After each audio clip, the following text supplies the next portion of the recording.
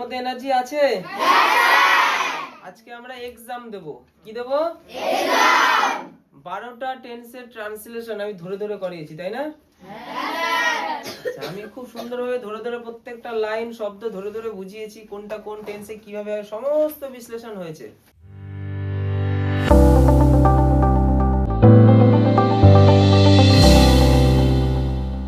Tense wise যে translation হয়েছে সেগুলো সব দেখে আসতে তোমাদেরকে বলেছিলাম। সবাই দেখে এসেছিলে তো? হ্যাঁ স্যার। এই 24টা সেন্টেন্স তোমাদের আজকে এক্সাম হবে এবং 24টার মধ্যে তোমরা যে কোনো 20টা করতে পারো। পরীক্ষা হবে 20তে, এক একটার জন্য 1 নম্বর করে। এই 20 মিনিটের মধ্যে তোমাকে বাংলা লাইনটা লিখতে হবে, তার ইংলিশটা তোমায় করতে হবে। দেখবো কে কত ফাস্ট দ্রুত জিনিসটা করতে পারে। আচ্ছা, এই ঘড়িটা যেটা তোমরা উপরে দেখতে পাচ্ছ ওই ঘড়ির টাইম অনুযায়ী হবে, যে ফার্স্ট হবে তাকে পুরস্কৃত করা হবে। তো তোমাদের পরীক্ষা শুরু হয়ে গেল, তোমরা লিখে উত্তর করা শুরু করে দাও।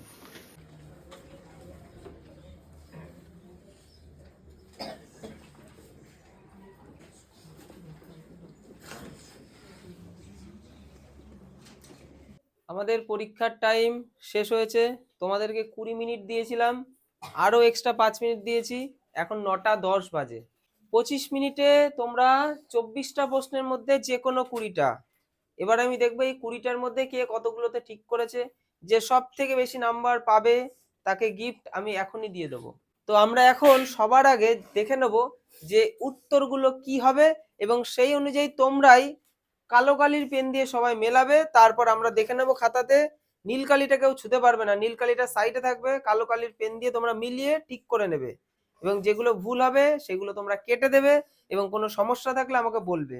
আমি 20টা প্রশ্নই সুন্দর করে বুঝিয়ে তোমাদেরকে মিলিয়ে দেবো এবং সব থেকে বেশি নাম্বার যে পাবে তাকে আমি এই গিফট দেওয়া হবে। সবার স্বামী যে সুন্দর একটি বই, আমাদের বিদ্যানিকেতনের লোগো এবং একটি রুল, এই গিফটটা তার জন্য যে ফার্স্ট হবে। তো তোমাদেরকে আমি দেখিয়ে দিয়েছি, এবার আমি মিলিয়ে নেব। প্রথমটা আছে সে প্রতিদিন স্কুলে যায়। দেখো প্রথমটা রয়েছে প্রেজেন্ট ইনডিফিনাইট টেন্সে, প্রতিদিনের কাজ না, তাহলে কি হবে? হি গোজ টু স্কুল এভরিডে।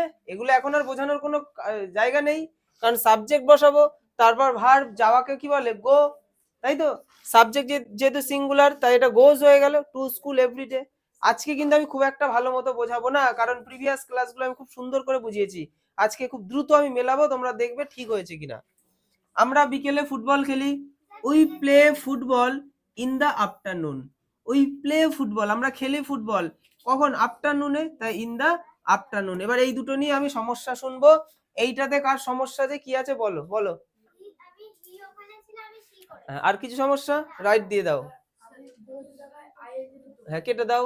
আর কে? আচ্ছা একটুখানি ফলো করতে হবে, আমি যা যা বলছি তাই করছি কিনা। হ্যাঁ, গোটু মানে? হ্যাঁ কেটে দাও। আমি বলে দিচ্ছি, সবাই বুঝে নাও। এই গোস কথাটা যদি কারোর ভুল হয়, গো হয়ে যায়, তাহলে তারটা কাটা, তার বাকিগুলো ঠিক হলেও কাটা। বুঝেছো? এবার তোমরা বিচার করে নাও, তোমরা গোসের জায়গায় গো লিখেছো কিনা। যদি গো লিখে থাকো তাহলে কাটা, আর তুমি যদি গোসটা লিখে থাকো অন্য কোথাও তোমার মনে হচ্ছে ভুল হয়েছে, তখন আমি তোমারটা শুনবো। বুঝতে পেরেছো সবাই? এইরকম কে আছে বলো, আছো কেউ? পরেরটা দেখে নাও। আচ্ছা, পরেরটাতেও প্লে হবে। এই প্লের জায়গায় যদি কেউ প্লেইং বা প্লেইজ অন্য কিছু করে তাহলে কাটা, তাহলে তারটা নিয়ে আমি আর শুনবো না। আর যদি এটার বাইরে অন্য কিছু থাকে বলো আমাকে। উই আর লিখেছো, একদম কাটা। তোমাকে আমি এত বুঝিয়েছি, বলো বলো।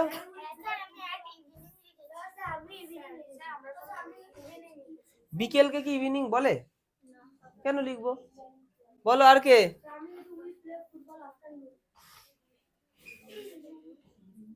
একটা প্রিপোজিশন বসাতে হবে, হয়নি? হয়েছে?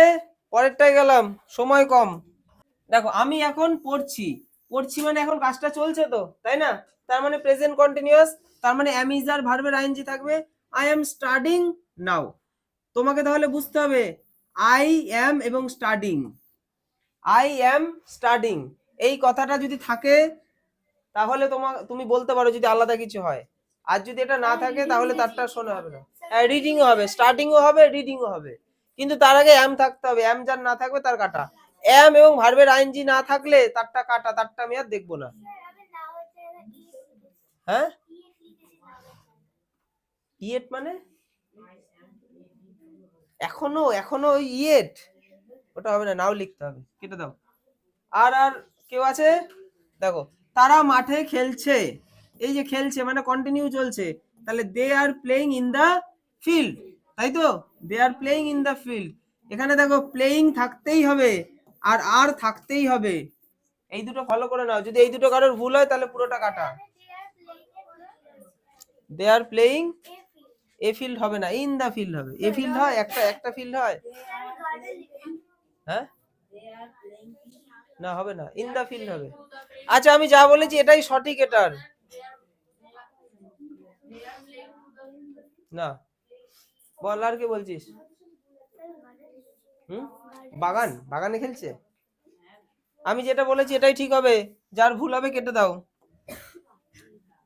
আচ্ছা আমি আমার কাজ শেষ করেছি, দেখো কিছুক্ষণ আগে কাজ কমপ্লিট হয়ে গেছে, তার মানে কোন টেন্স? Present perfect.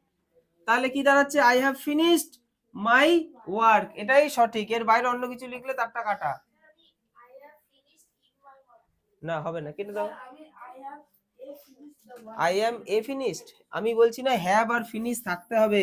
এই যে হ্যাভ এবং ফিনিশড যার নেই তারটা বাকিটা শোনাই হবে না, বুঝেছো? সে আমাকে কোনো প্রশ্নই করো না। তুমি যদি হ্যাভ আর ফিনিশ না লেখো তাহলে তুমি এটাকে নিয়ে আর আমার সাথে কোনো প্রশ্নই করবে না। তারপরটা, সে চিঠিটি লিখেছে, তাহলে সেও লিখেছে, তাহলে she has written the letter. তাহলে হ্যাজ রিটেন এই অংশটা যদি না থাকে তাহলে তোমারটা শোনা হবে না। আমাকে রিপিট যদি সবাই এরকম প্রশ্ন করে আমি মেলাতে পারবো না, আমার কথাটা ভালো করে বুঝতে হবে। এই কথা বলবি না, কি বলছি? আমি বলছি হ্যাজ ভার্বের থার্ড ফর্ম, এটাতে তুমি যদি ভুল করো, এটা যদি না লেখো তাহলে তোমারটা শোনা হবে না, বুঝেছো? তুমি যদি এখানে ভুল করো তাহলে আমাকে আর প্রশ্ন করবে না, কেটে দেবে। আর যদি তুমি এই জায়গাটা ঠিক করো তখন কোনো সমস্যা হলে আমাকে বলতে পারো। প্রেজেন্ট পারফেক্ট কন্টিনিউয়াস টেন্স, আমি 2 ঘন্টা ধরে পড়ছি, তাহলে আমার কাজটা কিছুক্ষণ আগে শুরু হয়েছে এখনো চলছে, তাই না? কোন টেন্স তাহলে? Present perfect continuous. আমাদের ফরমেশন কি? হ্যাভ হ্যাজ বিন ভার্বের সাথে আইএনজি। তাহলে আমি কে কি বলে? আই, ঠিক আছে। তারপর কি করব? Have been studying for 2 hours, এটাই এটার কারেক্ট ট্রান্সলেশন। এর বাইরে কেউ লিখলে কিছু কাটা। তবু আমি বলে দিচ্ছি, যদি এই জিনিসটা থাকে ভালো করে দেখে নাও। এই যে হ্যাভ বিন ভার্বের আইএনজি এবং ফর, এই এই কটা জিনিস তোমার কাছে আছে নাকি দেখো, যদি না থাকে তোমার ওটা কাটা। তারা সকাল থেকে অপেক্ষা করছে, তাহলে they have been waiting since morning. তাহলে এখানেও তাই, দে হ্যাভ বিন ওয়েটিং, এইটা যদি না থাকে তোমার তাহলে কাটা, এবং সিন্স কথাটাও থাকতে হবে, ঠিক এক্সাক্ট লাইন, এটা না থাকলে তোমার কাটা। ইন আর সিন্স দুটোই তো প্রেপোজিশন, পাশাপাশি বসে না বাবা, ভালো করে প্রেপোজিশন গুলো বুঝতে হবে তো। প্রেপোজিশনের ক্লাসটা ভালো করে বোঝাবো, তুমি তখন ঝিমাবা, তাহলে তো এটা হবেই। এটা না লিখতে পারলে কাটা। পাস্ট ইনডিফিনাইট দেখো, সে গতকাল স্কুলে গিয়েছিল, he went to school yesterday. হ্যাঁ সি লিখলেও হবে, হবে না? কোনো নির্দিষ্ট স্কুলের কথা কেন বলছে না? আমরা গত রাতে সিনেমা দেখেছিলাম, তাই তো? তাহলে we watched a movie last night, এর বাইরে হলে কাটা। ওয়াচড কথাটা থাকতে হবে। এই যে গত রাতে কমপ্লিট হয়ে গেছে কাজটা, তার মানে পাস্ট ইনডিফিনাইট, আর পাস্ট ইনডিফিনাইট মানেই কি? ভার্বের second form, past continuous tense. আচ্ছা আমি তখন বই পড়ছিলাম, আমি তখন মানে অতীতে কন্টিনিউ চলছিল, তাহলে I was reading a book দেন। দেখে নাও, I was reading, I was reading এটা থাকতে হবে, এর বাইরে থাকলে কাটা। আচ্ছা সে 2 ঘন্টা ধরে পড়ছিল, হয়ে গেল তো এই দুটো, তাই তো? দেখো এটা ফিউচার ইনডিফিনাইট, আমি আগামীকাল স্কুলে যাব, এখনো তো যাইনি, যাব। তাহলে কি হবে? I will go to school tomorrow. হ্যাঁ শ্যাল অথবা উইল, তারপরে গো থাকতে হবে, বোঝা গেল? আবার বলছি, শ্যাল অথবা উইল তারপরে গো থাকতে হবে, যারা এটা করবে না তাদের কাটা। আচ্ছা সে আমাদের সাহায্য করবে, she will help us, she will help us. তাহলে উইল থাকতে হবে, ভালো করে শুনে না, উইল থাকতে হবে এবং হেল্প থাকতে হবে, এই দুটো ওয়ার্ড থাকলে তারপর তোমার সাথে আমি কথা বলবো, আর যদি না থাকে তাহলে তোমার সাথে কথা বলবো না। আমি তখন পড়তে থাকবো, আই উইল বি স্টাডিং দেন, ভবিষ্যতে কন্টিনিউ হতে থাকবে, ফিউচার কন্টিনিউয়াস। ফরমেশন কি? শ্যাল বি অথবা উইল বি ভার্বের সাথে আইএনজি। তাহলে আই উইল বি স্টাডিং, এখানে আছে না তখন, এখানে দেন, দেন দিয়ে তখন হয়ে যাবে। তাহলে এখানে তোমার উইল বি অথবা শ্যাল বি ভার্বের আইএনজি যদি থাকে তবে তোমার সাথে আমি কথা বলবো। আবার বলছি, শ্যাল বি অথবা উইল বি তারপর ভার্বের আইএনজি।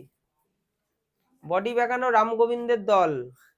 আমার যদি 2.5 কিলোর হাতটা পড়ে না বিটে, আমার বডি কিন্তু বেঁকছে না। দেখো বুঝে নাও, হয়েছে। তারা বিকেলে খেলতে থাকবে, they will be playing in the afternoon. কি সোজা সোজা, ভবিষ্যতে করতে থাকবে। আমরা সাবজেক্ট লিখবো, তারপরে ফিউচার কন্টিনিউয়াস টেন্স মানে কি শ্যাল বি অথবা উইল বি ভার্বের আইএনজি, কি সুন্দর বসাবো, দারুণ মজা করতে করতে কি করি আমরা। তাহলে they will be playing in the afternoon. দেখো দেখো তাড়াতাড়ি দেখো, হয়েছে। তাহলে উইল বি ভার্বের আইএনজি থাকলে তোমার সাথে কথা বলবো, না হলে বলবো না। ফিউচার পারফেক্ট, আমি কাজটি শেষ করব। তাহলে I will have finished the work, মানে ভবিষ্যতে কাজটা কমপ্লিট হবে। তাহলে শ্যাল অথবা উইল হ্যাভ ভার্বের থার্ড ফর্ম থাকলে তোমার সাথে আমি কথা বলবো। সে তখন বাড়ি পৌঁছে যাবে, তাহলে she will have reached home then. এখানেও দেখো সি অথবা হি উইল হ্যাভ ভার্বের থার্ড ফর্ম থাকলেই তোমার সাথে কথা বলবো। আচ্ছা এবার দেখো ফিউচার পারফেক্ট কন্টিনিউয়াস টেন্স, আমি 2 ঘন্টা ধরে পড়তে থাকবো। I will have been studying for 2 hours. এখানে উইল হ্যাভ অথবা শ্যাল হ্যাভ বিন ভার্বের আইএনজি থাকতে হবে। তারপরটা দেখো তারা সকাল থেকে কাজ করতে থাকবে, they will have been working since morning. যা লিখেছে এগুলো একদম কারেক্ট, এরকমই হবে এগুলোর অ্যান্সার। সামনের সপ্তাহতেও এরকম একই এক্সাম হবে, যেহেতু আজকের এক্সামটা আমার মনে হচ্ছে বেশিরভাগের ভালো হয়নি। বোঝা গেল? আজকের এক্সাম বেশিরভাগের ভালো হয়নি। তোমাদেরকে যে গিফটটা দেখালাম, এই গিফটটা কিন্তু আমি এমন কাউকে দেবো না যে 2 পেয়ে ফার্স্ট হয়েছে। এই গিফটটা তাকেই দেওয়া হবে 20তে যে 15-র বেশি পেয়েছে। 15-র বেশি যে পায়নি তাকে গিফট দেওয়া হবে না। সামনের সপ্তাহে আবার এক্সাম হবে, 20তে 15-র বেশি পেতে হবে। আমি 24টা প্রশ্ন দিয়েছি, তার মধ্যে বলেছি যে কোনো 20টা করো। এই 20টার মধ্যে তুমি অন্তত 15টা তো ঠিক করবে। এই 15টাও যা ঠিক হয়নি সেই মানুষটাকে কিন্তু গিফট দেওয়া হবে না। এই গিফটটা আমি তুলে রাখলাম। সামনের সপ্তাহে আবার এই 12টা টেন্সের উপর এক্সাম হবে।